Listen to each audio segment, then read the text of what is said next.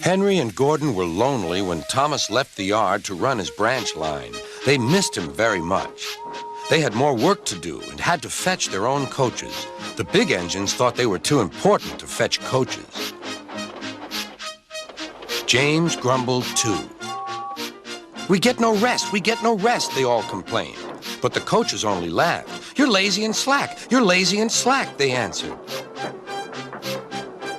Altogether, the engines were causing Sir Topham Hatt a great deal of trouble. The big stations at both ends of the line each have a turntable. Sir Topham Hatt had made them so that the tender engines can be turned round, because it is dangerous for them to go fast backwards. Little tank engines like Thomas don't need turntables. They can go just as well backwards as forwards. But to hear Gordon talk, you would have thought that Sir Topham Hatt had given him a tender just to show how important he was.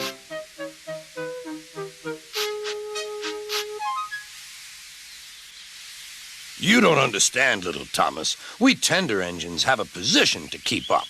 It doesn't matter where you go, but we are important. And for Sir Topham Hatt to make us do shunting, fetch coaches, and go on some of those dirty sidings, it's not the proper thing."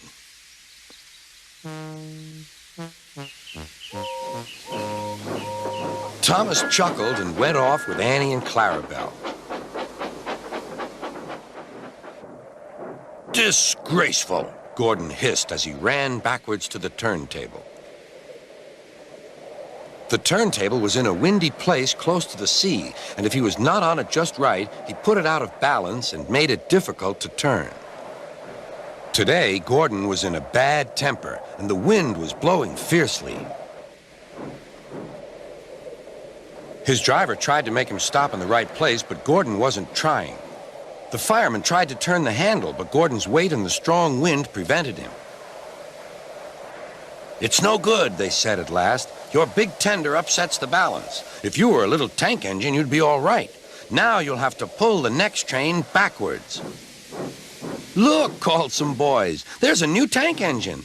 "Oh, it's only Gordon back to front." "Hello," called Thomas. "Playing tank engines? Sensible engine. Take my advice, scrap your tender and have a nice bunker." Gordon said nothing. Even James laughed when he saw him.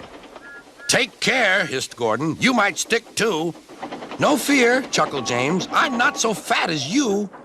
"I mustn't stick," thought James. He stopped on just the right place to balance the table. It could now swing easily. Gordon arrived in time to see everything. James turned much too easily. The wind puffed him round like a top. He couldn't stop.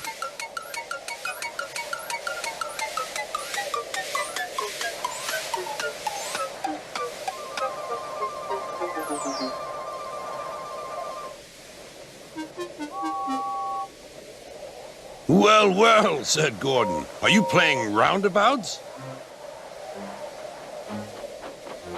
Poor James, feeling quite giddy, rolled off to the shed without a word.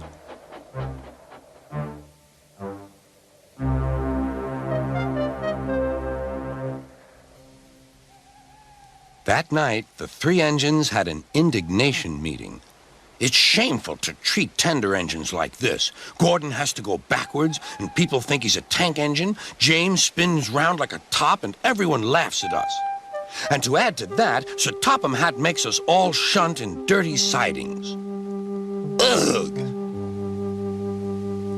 "Listen," said Gordon. He whispered something to the others. "We'll do it tomorrow. Sir Topham Hatt will look silly." The engines had decided to go on strike.